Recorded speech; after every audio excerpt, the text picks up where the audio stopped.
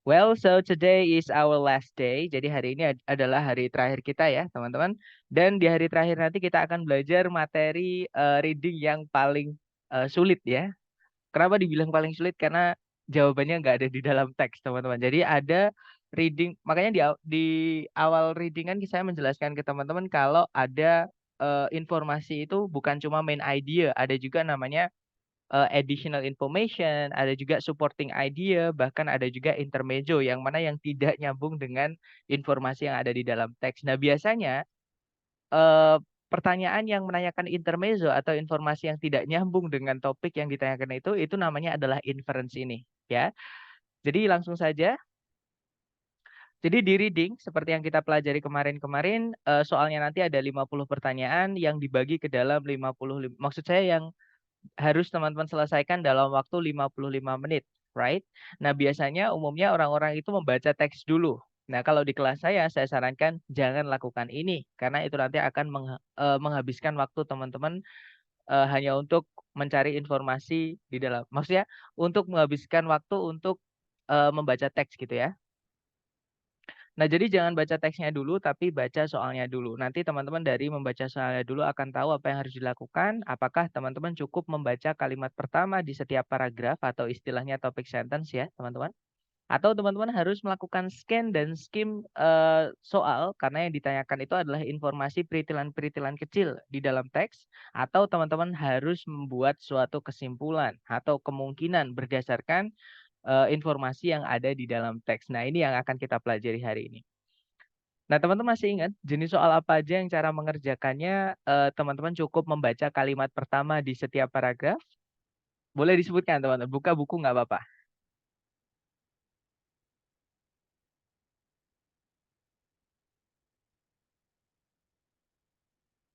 Oke, ada yang menjawab di chat ya.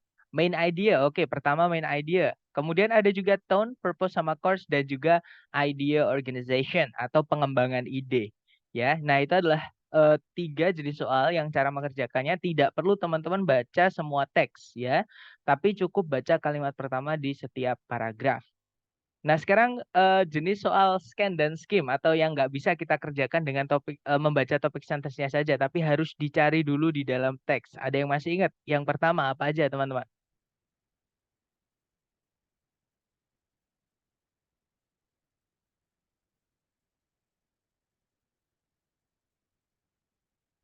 Baru kemarin ya, masa udah lupa deh. Yang pertama ada namanya locate information. Ya, locate information itu teman-teman disuruh mencari letak di mana si penulis menyebutkan atau membahas suatu topik tertentu di dalam teks gitu ya. Ada juga pronoun reference atau rujukan kata ganti.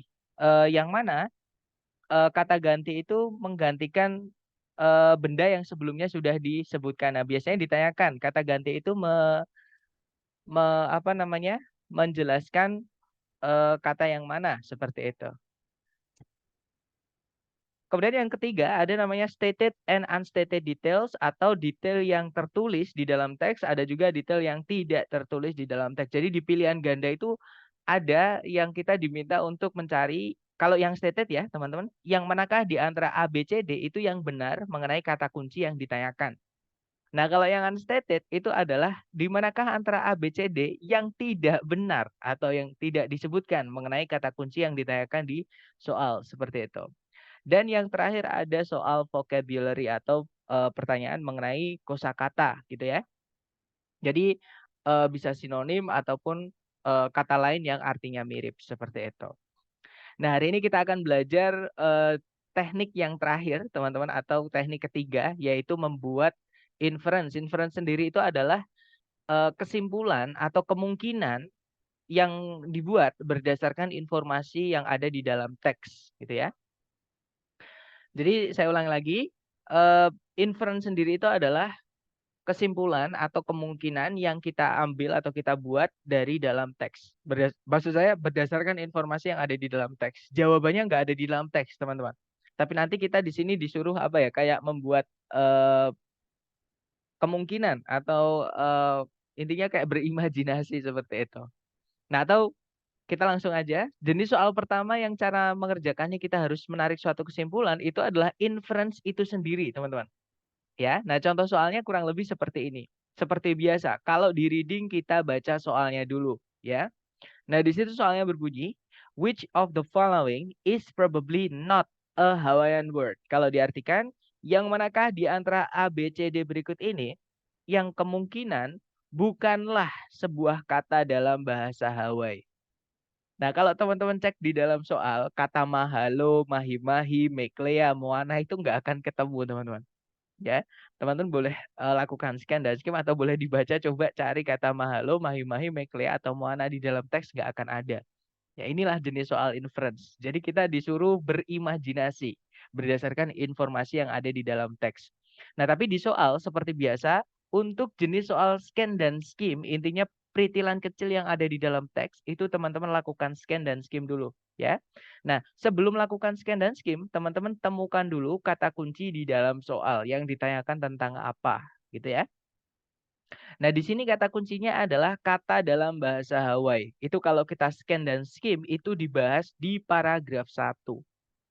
Ya, kita cek teman-teman. Paragraf 1 berbunyi, bahasa Hawaii merupakan sebuah bahasa yang merdu yang di dalamnya semua kata-kata itu dibuat dari alfabet atau susunan ABCD yang hanya terdiri dari 12 huruf saja, yaitu 5 huruf vokal A, I, U, E, O, dan 7 huruf konsonan, yaitu H, K, L, M, N, P, W. Nah, itu tadi ya, itu aturan pertama. Jadi kalau ada misalnya di pilihan ganda kok ada huruf S, ada huruf T, itu berarti jawabannya yang itu. Maksudnya yang bukan kata dalam bahasa Hawaii adalah yang itu. Tapi nggak ada, semuanya masih mengikuti kata aturan tadi, teman-teman. A, I, U, E, O sama H, K, L, M, N, P, W. Ya kan? Mahalo, mahi-mahi, meklea sama moana itu pakai A, I, U, E, O sama H, K, L, M, N, P, W. Nah, kemudian kita baca lagi aturan berikutnya.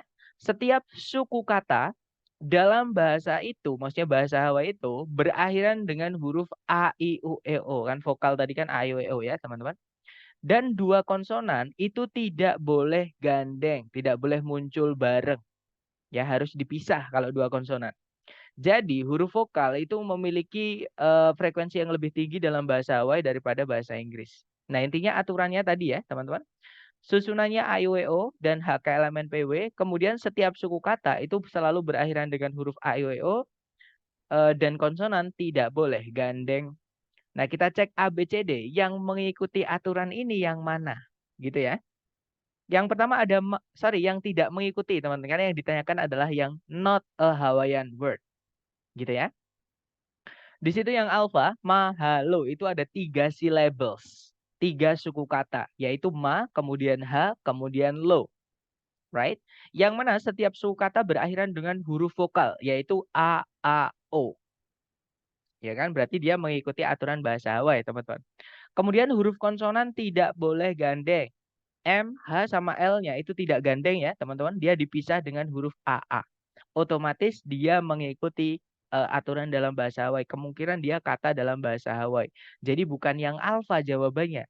Karena kita disuruh mencari yang bukan kata dalam bahasa Hawaii. Oke. Kemudian yang Bravo ada mahi-mahi. Itu ada 4 suku kata, teman-teman. Yaitu ma, kemudian hi, kemudian ma, kemudian hi. Setiap suku kata berakhiran dengan huruf vokal. Itu ya, AI, AI. Udah benar berarti.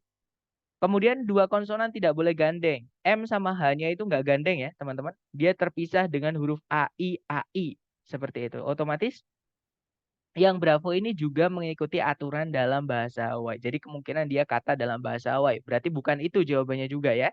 Karena yang ditanyakan yang bukan kata dalam bahasa Hawaii. Nah, kalau yang Charlie ada meklea. Ketemu di situ ada di garis bawahi teman-teman, yaitu huruf K sama L-nya. K sama L itu termasuk ke dalam huruf konsonan. Yaitu ini teman-teman. Nah, K sama L itu adalah 2 huruf yang masuk ke dalam konsonan. Nah, aturan dalam bahasa Hawaii tadi, 2 konsonan itu nggak boleh gandeng. Nggak boleh ketemu bareng. Sedangkan yang Charlie itu gandeng. Nah, otomatis yang kemungkinan bukan kata dalam bahasa Hawaii adalah yang Charlie. Karena ada huruf konsonan yang gandeng. Seperti itu. Nah, itu adalah contoh dari inference, teman-teman. Atau kita diminta untuk membuat kemungkinan. Jadi nanti biasanya di soal itu ada kata ini, teman-teman. probably. Probably itu artinya mungkin. Nah, berarti kita disuruh membuat kemungkinan gitu ya. Atau kalau nggak gitu likely. Nah, atau yang paling umum itu ada kata infer. Infer itu artinya adalah membuat kesimpulan atau menarik kesimpulan gitu ya. Infer, teman-teman. Nah, kalau nggak gitu ada juga infer, imply. Biasanya ada juga imply. Sama artinya, teman-teman. Seperti itu ya. Maksud, yang dimaksud gitu artinya. Jadi bisa infer, bisa imply. Kalau nggak gitu kata probably atau mungkin. Nah, kalau si pembuat soal kok bilang mungkin, berarti di teks nggak ada. Seperti itu. Nah, itu adalah jenis soal inference. Teman-teman harus lakukan scan dan skip dulu mengenai kata kunci yang ditanyakan ya. Nah, kemudian nanti kalau sudah ketemu, baca seluruh informasi mengenai eh, apa namanya kata kunci tersebut, kemudian cocokkan dengan pilihan A, B, C, D yang mana yang paling nyambung. Yang paling kalau kita imajinasi itu ada sambungannya gitu ya. Nah, itu tadi jawabannya adalah yang Charlie, seperti itu. Nah, selain inference atau membuat kesimpulan, kita ada juga making inference atau kita disuruh membuat tebakan itu, yaitu selain inference ada soal transition. Nah, transition sendiri itu artinya adalah eh, apa namanya? Jadi gini, teman-teman. Setiap paragraf, maksudnya misalnya paragraf 1 ya. Ini misalkan paragraf 1 dan paragraf 2, misalnya ini paragraf 2. Nah, itu pasti ada yang nyambungin, ada yang jadi mata rantai karena kita nggak mungkin baca paragraf 1 kemudian ke paragraf 2 itu tiba-tiba jeglek. Maksudnya jeglek itu topiknya tiba-tiba berbeda, berubah. Itu nggak bisa, teman-teman. Harus ada sambungannya. Harus ada yang nyambung. Nah, yang nyambung itulah yang disebut dengan transisi. Oke. Nah, kalimat transisi untuk menyambung satu paragraf dengan paragraf berikutnya itu bisa jadi petunjuk teman-teman untuk mengerjakan eh, soal di reading. Ya, jadi di reading itu ada soal yang teman-teman itu diminta untuk menebak. Kira-kira sebelumnya teks atau setelahnya teks, kalau kita mau masukkan apa namanya paragraf lagi, itu nanti membahas tentang apa. Jadi kita disuruh ngira-ngira, teman-teman. Suruh nebak. Kira-kira kalau sebelumnya teks dimasukkan paragraf, itu paragrafnya membahas tentang apa. Nah, kalau nggak gitu di kalimat terakhir, maksud saya di setelahnya teks, kalau mau ditambahkan paragraf, itu nanti paragrafnya membahas tentang apa. Nah, cara mengerjakannya, kalau pertanyaannya adalah yang menanyakan sebelumnya teks, teman-teman baca transisinya, yaitu kalimat pertama sendiri. Oke. Nah, kalau misalnya yang ditanyakan adalah teman-teman disuruh menebak setelahnya teks itu kita masukkan paragraf kira-kira membahas tentang apa. Nah, teman-teman baca kalimat terakhir, karena itu yang paling dekat dengan paragraf yang kita mau masukkan, kita mau tambahkan. Seperti itu. Nah, untuk contoh soalnya seperti ini, teman-teman. Nah, seperti biasa, reading dibaca dulu soalnya ya. Di situ soalnya berbunyi, paragraf preceding. Nah, preceding itu yang mendahului. Jadi kalau diartikan paragraf yang mendahului teks ini, kemungkinan besar membahas. Nah, ada kata kemungkinan. Fix ini adalah kita disuruh membuat kemungkinan, teman-teman. Di soal nggak ada jawabannya gitu ya. Nah, tapi kalau kita disuruh nebak paragraf preceding, berarti kalau sebelumnya teks ini, kalau kita masukkan paragraf membahas tentang apa. Nah, supaya tahu, kita baca kalimat yang paling dekat dengan paragraf ini, yaitu kalimat pertama, teman-teman. Ya. Nah, di situ kalimat pertama berbunyi, mitos yang lain mengenai lautan itu membahas tentang Davy Jones. Nah, tiba-tiba kalimatnya ada mitos yang lain mengenai lautan itu membahas Davy Jones. Berarti paragraf sebelumnya itu juga ngomongin tentang mitos mengenai lautan ya, teman-teman. Tapi bukan tentang Davy Jones karena Davy Jones baru dibahas di sini atau diperkenalkan di sini. Dan Davy Jones itu dianggap sebagai mitos yang lain. Berarti yang atas ini mitos juga tapi bukan tentang Davy Jones. Gitu ya. Nah, kalau di pilihan ganda ada kata Davy Jones, otomatis salah. Kenapa? Karena Davy Jones baru dikenalin di sini. Baru di apa ya, diperkenalkan di sini. Nggak mungkin baru diperkenalkan di sini sebelumnya udah dibahas. Jadi mundur nanti gitu ya. Nah, jadi jawabannya adalah yang Charlie ya. Di situ yang Charlie berbunyi, sebuah cerita tradisional yang berbeda dari laut atau mengenai laut. Nah, kalau yang Delta itu nggak nyambung, teman-teman.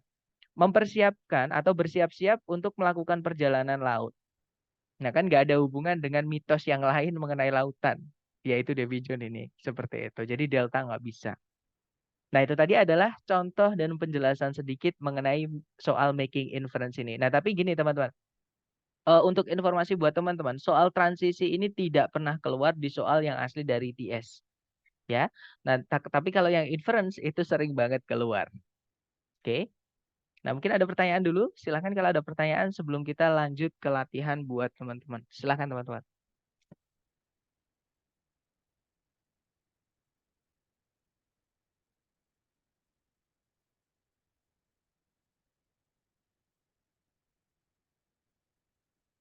Nggak ada ya, aman ya? Baik, kalau nggak ada pertanyaan, kita seperti biasa lanjut ke latihan buat teman-teman.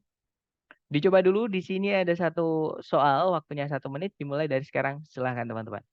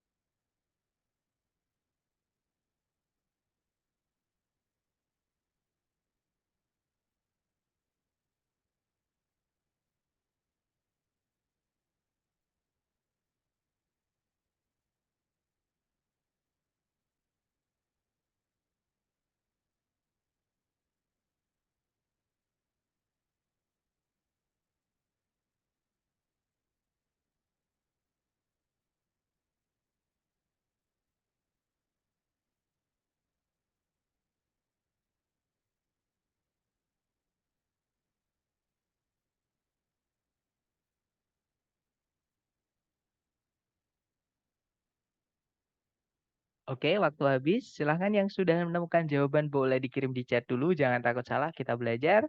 Nanti kita bahas bareng, teman-teman.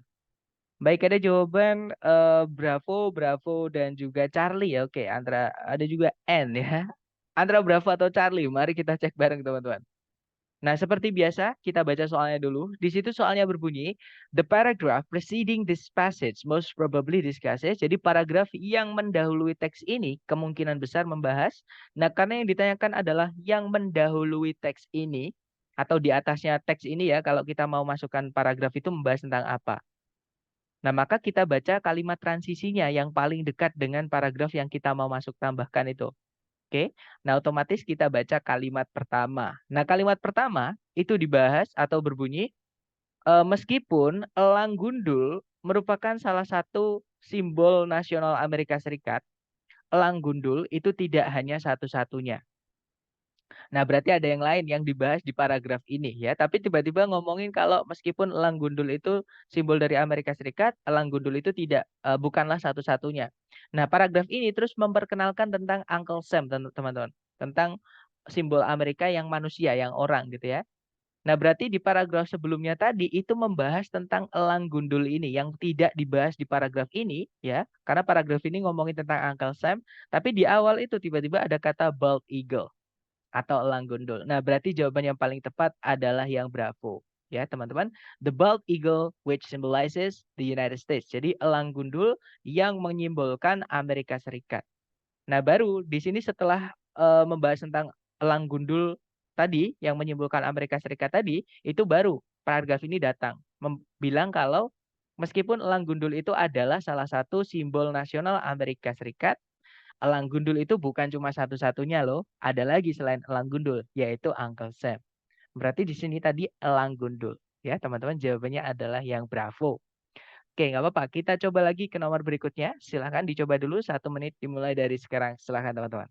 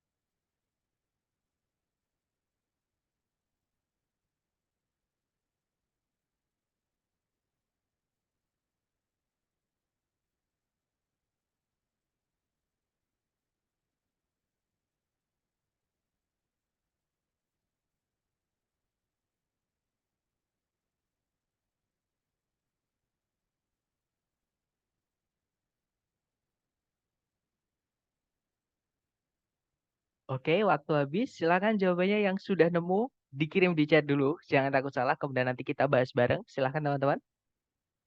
Baik, ada jawaban Alpha, ada juga jawaban Charlie. Oke, Alpha Charlie, oke. Alright, antara Alpha atau Charlie, mari kita bahas bareng, teman-teman. Seperti biasa di reading kita baca dulu soalnya, ya. Di situ soalnya berbunyi, nama komposisi lagunya Scott Joplin yang paling terkenal kemungkinan datang dari. Nah, kata kunci teman-teman di soal adalah komposisi yang paling terkenalnya Scott Joplin.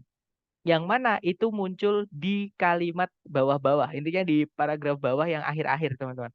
Di situ disebutkan, mana ya, teman-teman? Ini ya, dimulai dari sini informasinya. Jadi disebutkan ya, salah satu dari pekerjaan rutinnya atau pekerjaan sehari-harinya adalah di Maple Leaf Club di Sedalia, Missouri, ya. Kemudian it was there that di sanalah gitu ya. Jadi di Maple Leaf Club in Sedalia tadi dia itu mulai menulis 500 komposisinya yang berjumlah lebih dari 500 itu gitu ya. Yang dia kemudian tulis atau produksi atau dimainkan sebagai lagu gitu. Jadi pertama ditulis terus dihasilkan menjadi lagu gitu ya. Karena ini ngomongin tentang jazz, teman-teman. Yaitu the most famous of which berarti yang mana yang paling terkenalnya adalah The Maple Leaf Rag. Nah, ini berarti yang paling terkenalnya itu datang dari mana? Nah, kalau teman-teman cek di teks itu nggak akan ada. Cuman kita harus menggunakan apa namanya, kekreatifan kita, teman-teman. Jadi kita cari di teks kata the maple leaf rag atau minimal maple leaf lah. Di situ tadi disebutkan ada di sini. Jadi maple leaf itu ada kesamaan. Maple leaf itu kalau di apa komposisinya si siapa tadi si Scott Joplin ini namanya adalah The Maple Leaf Rag. Nah, tapi kalau Maple Leaf Club itu adalah tempat di mana dia bekerja. Jadi kemungkinan ada hubungan. Kenapa kok dinamai The Maple Leaf Rag? Karena pekerjaan pertama dia atau dia menulisnya itu adalah di Maple Leaf Club ini. Ya, berarti jawaban yang paling tepat adalah kita cek yang alfa nama dari salon di mana dia tampil. Sebentar, teman-teman. Apakah ini salon tempat dia tampil? Kemungkinan ya. Jadi kita cek dulu yang lain. Kalau yang Bravo, dari pohon maple dekat Sedalia, rumahnya di Sedalia. Bukan ya. Yang Bravo bukan, teman-teman. Kalau yang Charlie, nama dari kota di mana dia dilahirkan. Nah, ini yang bikin salah adalah di mana dia dilahirkan. Ya, teman-teman. Jadi bukan Charlie. Oke, yang Charlie salah. Kemungkinan yang alfa tadi, karena jawaban teman-teman tadi alfa kalau nggak gitu Charlie kan. Intinya Charlie bukan. Kalau yang delta sekolah, di mana dia belajar untuk bermain piano. Bukan juga ya. Berarti jawabannya yang alfa tadi teman-teman. Ya, di mana dia bekerja atau tampil. Gitu namanya adalah The Maple Leaf Club. Akhirnya dinamai komposisinya atau kumpulan lagunya itu dinamai The Maple Leaf Rag. Seperti itu. Oke, jawabannya adalah yang alfa. Kemudian ada pertanyaan nih. Maksud pertanyaan nomor 2 itu sebenarnya apa sih, Sir? Maksudnya pertanyaan ini ya, Miss? Yang dimaksud apakah pertanyaan ini? Jadi gini, soalnya berbunyi gini, teman-teman. Nama dari komposisinya Scott Joplin yang paling terkenal mungkin itu datang dari apa? Atau dari mana Scott Joplin itu menamai komposisinya yang paling terkenal? Inspirasinya lah, kita ditanyain seperti itu. Nah, kalau teman-teman cek di teks, itu nggak ada. Scott Joplin itu kenapa kok menamai eh, komposisinya yang paling terkenal itu The Maple Leaf Rag itu nggak ada. Di teks nggak ada dijelaskan, ya. Nah, cuman kita makanya ini dinamai inference, teman-teman. Oke, inference itu di soal pasti ada kata probably, kata mungkin. Nah, artinya si pembuat soal sendiri itu tahu kalau dia di teks tidak memasukkan informasi itu, yaitu informasi dari mana Scott Joplin menamai komposisinya yang paling terkenal. Nah, makanya kita cari petunjuk yang paling mendekati, teman-teman. Ya, makanya saya bilang tadi menggunakan kreativitas kita sendiri, imajinasi kita sendiri. Nah, di dalam apa namanya? Di dalam teks The Maple Leaf itu kan nama. ada yang nama yang paling dekat, inspirasi ya. Intinya nama yang mendekati Maple Leaf Rag itu adalah Maple Leaf Club. Oke, yang mana Maple Leaf Club ini adalah nama klub atau nama apa ya? Di sini ini bars gitu ya, teman-teman. Bars itu ya bar itu. Tempat minum-minum seperti itu. Tempat orang kalau saya nggak salah ya, tempat minum-minum kayak kafe gitu tapi ada yang alkoholnya gitu. Nah, di mana salah satu barnya itu dia bekerja namanya Maple Leaf Club. Nah, akhirnya dia nulis di situ disebutkan kalau dia itu mulai menulis lebih dari 500 komposisi di sana di Maple Leaf Club di Sedalia tadi gitu ya. Nah, terus yang 500 itu diproduksi, kemudian yang paling terkenal dari komposisinya itu adalah The Maple Leaf Rag. Seperti itu, Miss. Dapat nggak, Miss, maksudnya? Jadi maksud soal ini dapat nggak sama menjawabnya tadi? Nggak dapat ya? Oke. Mungkin ada pertanyaan lagi, teman-teman? Memang yang saya sebutkan tadi di awal ya, jenis soal ini menurut saya ya teman-teman, nggak tahu kalau menurut teman-teman. Menurut saya soal ini paling sulit karena di teks ini jawabannya nggak ada secara langsung, tapi ada petunjuknya untuk membantu teman-teman menjawab seperti itu. Ini masih soal dari Longman ya, teman-teman. Jadi masih pendek-pendek. Nah, sekarang kita coba ke soal yang asli dari IPS. Nah, sorry. Ini masih soal yang tadi, teman-teman. Maaf. Silakan dicoba dulu 1 menit dimulai dari sekarang. Silakan.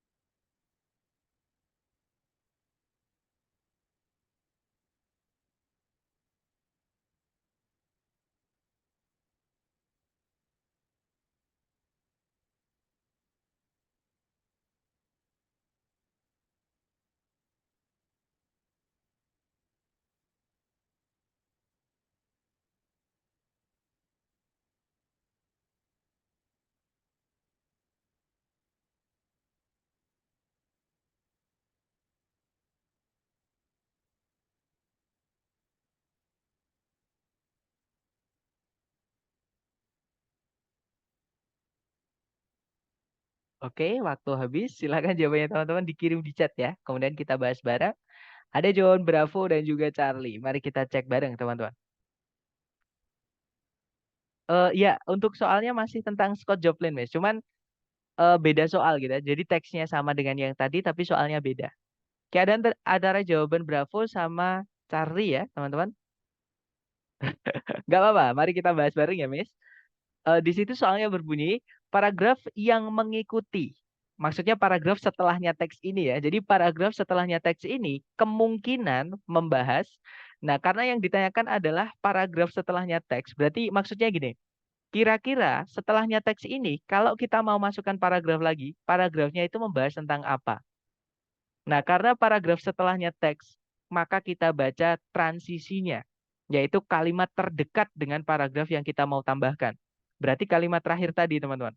Nah, kalimat terakhir tadi itu berbunyi,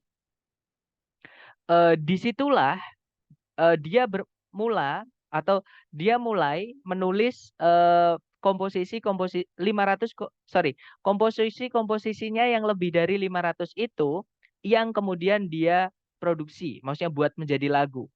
Nah, yang mana yang paling terkenalnya adalah The Maple Leaf Rag. Nah, di sini ngomongin tentang komposisinya itu. Jadi komposisinya siapa tadi? Scott Joplin, teman-teman. Ya, berarti paragraf setelahnya itu nggak jauh-jauh dari ini. Kita cek ABCD yang menyebutkan komposisinya Scott Joplin. Nah, jawaban yang paling tepat dapat ya, teman-teman, yaitu yang Charlie, yaitu numerous compositions of Scott Joplin. Jadi komposisi-komposisi yang bermacam-macam atau yang banyak dari Scott Joplin. Seperti itu. Karena kalau kita baca, teman-teman, harus namanya kohesi dan koheren. Ya, jadi harus kalau kita baca misalnya kalimat pertama ke kalimat dua itu harus nyambung. Tidak boleh tiba-tiba loncat ke topik yang berbeda, nggak bisa. Begitupun juga paragraf. Antar paragraf itu harus ada penyambungnya supaya kalau kita baca enak. Nggak boleh kita udah bahas A, balik lagi bahas B di sini. Nanti jadi bolak-balik seperti itu. Oke, banyak kejebak nggak apa-apa karena memang di pertanyaan reference apa inference ini maksud saya bukan reference, inference ini sangat menjebak teman-teman, sangat tricky gitu ya. Makanya harus sering-sering melatih ketelitian dan konsentrasi teman-teman dalam mengerjakan soal ini. Ya, mari kita coba lagi ke nomor berikutnya. Nah, ini soal yang asli dari ITS, teman-teman. Silahkan dicoba dulu, jangan takut salah. 1 menit dimulai dari sekarang. Silahkan.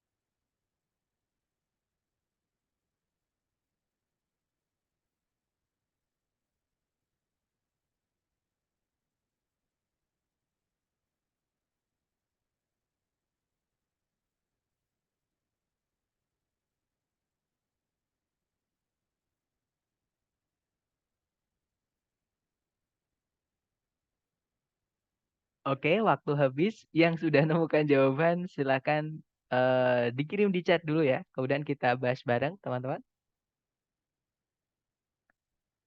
Apa ya? Oke, ada jawaban Alfa, ada juga Charlie. Alfa mungkin, baik kita bahas bareng ya, teman-teman. Di situ soalnya berbunyi, apa yang bisa ditarik kesimpulan dari teks tentang jumlah dari dari batu bara ya, yang sedang diciptakan di zaman modern dibandingkan dengan jutaan tahun yang lalu. Nah, ini kalau teman-teman scan dan skim ngomongin tentang kenyataan ini ya, tentang fakta ini tuh dibahas di kalimat terakhir, teman-teman. Di paragraf terakhir. Bukan kalimat terakhir, tapi di paragraf terakhir gitu ya.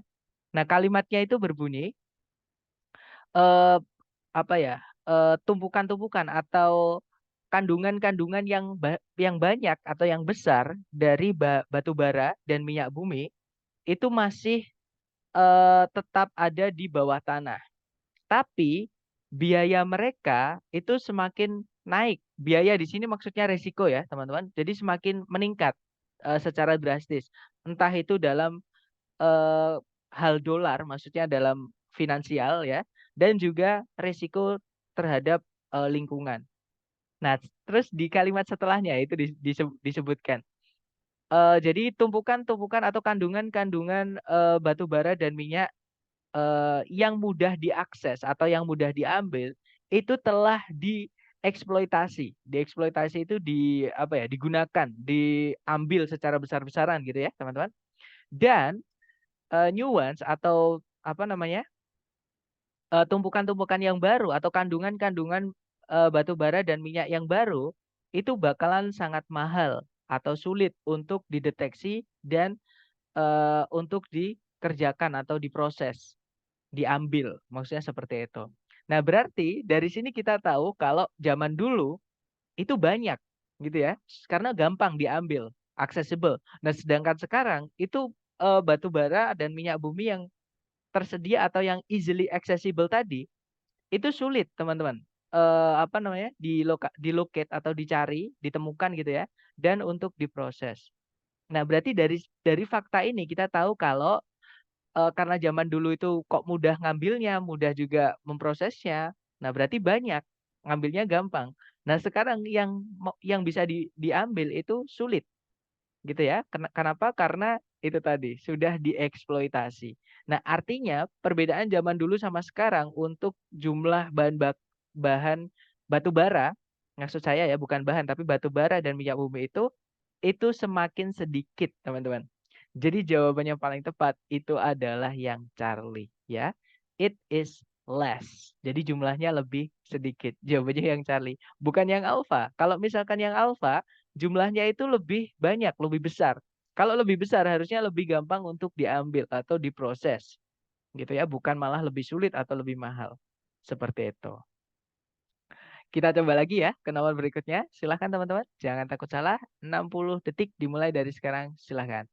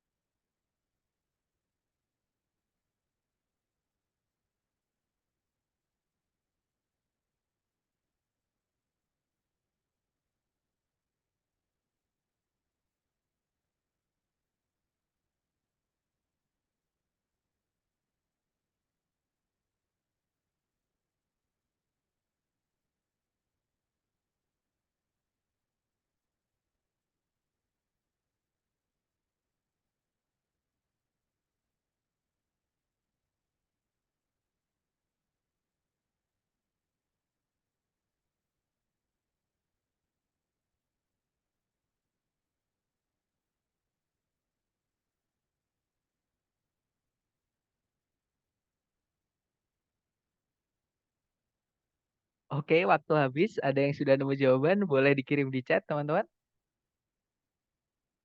Sepertinya belum ada jawaban. Gak apa-apa, kita bahas bareng ya. Di situ soalnya berbunyi, bisa ditarik kesimpulan dari teks kalau slip itu dipakai oleh para pembuat gerabah untuk, nah, slip itu dikasih tahu ya letaknya di sini. Nah, kita baca kalimatnya, teman-teman. Jadi, kalimatnya berbunyi, kemudian campuran itu,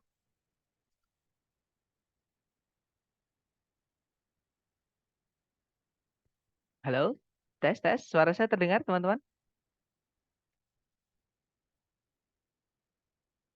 Ada ya sekarang ya? Ya, barusan ada ini teman-teman, ada eh, notifikasi gitu ya di layar saya kalau tadi koneksinya terputus. But I'm back now. Kita lanjutkan. Saya ulangi teman-teman. Kemudian campuran itu harus eh, menjadi apa ya? Mature itu menjadi lebih tua gitu ya. Maksudnya menua gitu. Lebih warnanya mungkin lebih tua gitu ya. Sebelum sebuah pot itu dengan teliti itu dibentuk. Kemudian diwarnai dengan sebuah eh, sejenis tanah liat cair yang disebut dengan slip sebelum em, menjalani proses pengapian, sebelum pengapian.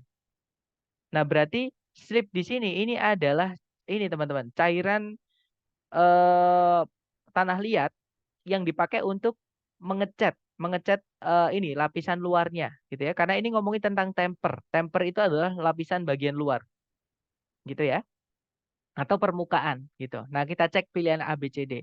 Yang alfa, slip itu dipakai para pembuat pot atau pembuat gerabah untuk mengangkat gerabah-gerabah dari tanah selama masa pengapian. Bukan untuk mengangkat ya, tadi untuk mewarnai bagian luarnya, teman-teman, bagian permukaannya. Berarti alfa bukan.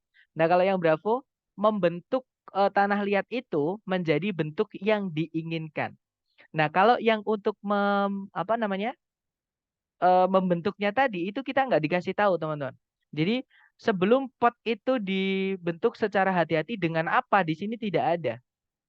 Nah, ya berarti bukan bukan itu tujuannya slip. Karena slip itu disebutkan sebagai tanah liat cair yang dipakai untuk mewarnai atau mengecat atau apa ya, melukis bagian permukaan dari gerabah tersebut. Berarti Bravo bukan ya. Nah, kalau yang Charlie, prepare the surface of the pottery before it is fired. Jadi mempersiapkan permukaan luar dari gerabah sebelum dia diapii. Maksudnya ditaruh di proses pengapian, gitu ya.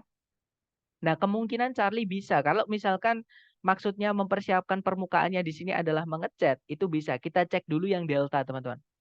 Yang delta berbunyi membantu tanah liat itu supaya tercampur dengan baik. Nah, bukan ya, bukan proses pencampuran, tapi lebih ke pelapisan luar, yaitu temper tadi. Oke, di kalimat di paragraf terakhir itu udah ngomongin tentang temper, teman-teman. Seperti itu. Nah, berarti jawabannya paling tepat yaitu yang Charlie tadi. Slip itu dipakai untuk mempersiapkan lapisan luar dari gerabah sebelum dia melalui proses pengapian. Seperti itu. Oke, lanjut lagi ya ke nomor berikutnya. Dicoba dulu, jangan takut salah. Silakan, 1 menit dimulai dari sekarang. Silakan teman-teman.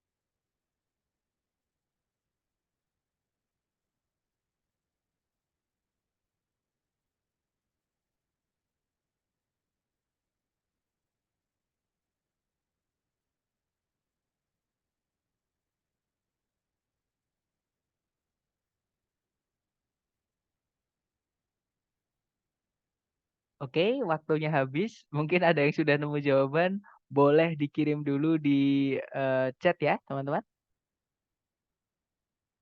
Sepertinya belum ada yang menjawab. Gak apa-apa, kita bahas bareng kalau gitu ya. Nah, antara Bravo atau Delta. Gak apa-apa, teman-teman. Tulis aja kira-kira yang mana gak apa-apa ya. Antara Bravo atau Delta misalnya. Atau ada jawaban lain gak apa-apa. Ya, misalnya Alpha atau Charlie. Gak apa-apa, teman-teman. Oke, sepertinya masih ragu.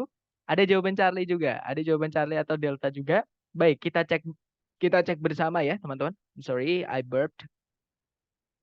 Sorry. Oke.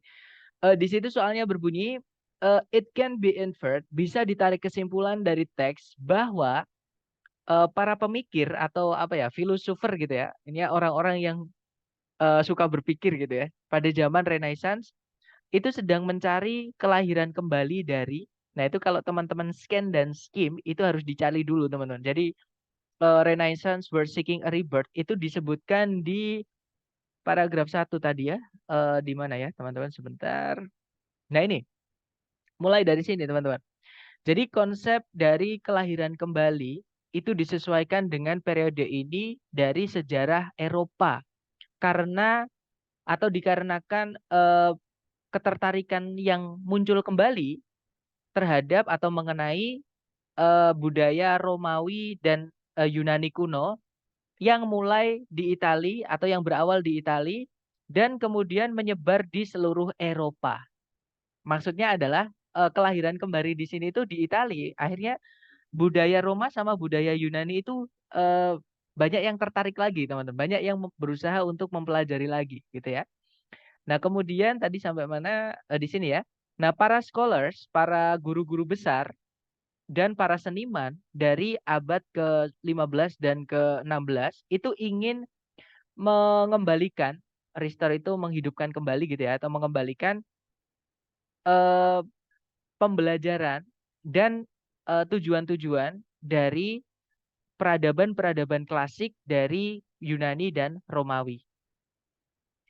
Nah, bagi para guru besar ini, eh, yang mereka maksud mengembalikan pembelajaran dan tujuan-tujuan dari peradaban kuno tadi, itu berarti kembalinya atau kembali ke manusia, proses kembali ke manusia. Maksudnya kembali ke nilai-nilai manusia itu, nah ini disebutkan teman-teman, maksudnya kembali ke nilai-nilai manusiawi itu adalah seperti sebagaimana yang ditentang oleh spiritual, maksudnya berlawanan dengan spiritual. Ya, jadi spirit bagi mereka spiritual values atau nilai-nilai spiritual itu berlawanan dengan human values. Oke, sedangkan di sini yang ingin dihidupkan oleh orang-orang apa namanya Itali pada abad 15 dan 16 di sini yang dimaksud adalah jadi mengesampingkan spiritual values, teman-teman. Jadi melupakan spiritual values, tapi kembali ke human values. Maksudnya itu gini, kalau ini saya baca tadi ya, tadi sebelum kelas tadi saya baca-baca ini, intinya manusia itu kayak kembali kayak kebutuhan kita, teman-teman. Misalkan makan, misalkan berkembang biak, jadi kayak kayak binatang seperti itu. Ya, di situ disebutkan tuh di kalimat setelahnya. Jadi pemenuhan dalam hidup seperti yang atau yang berkebalikan dengan pikiran-pikiran tentang afterlife. Afterlife itu tentang kehidupan setelah kematian atau bisa dianggap sebagai akhirat lah. Nah, maksudnya pemenuhan dalam kehidupan itu kebutuhan kita secara lahiriah. Maksudnya gitu ya, teman-teman. Secara yang kita duniawi lah seperti itu.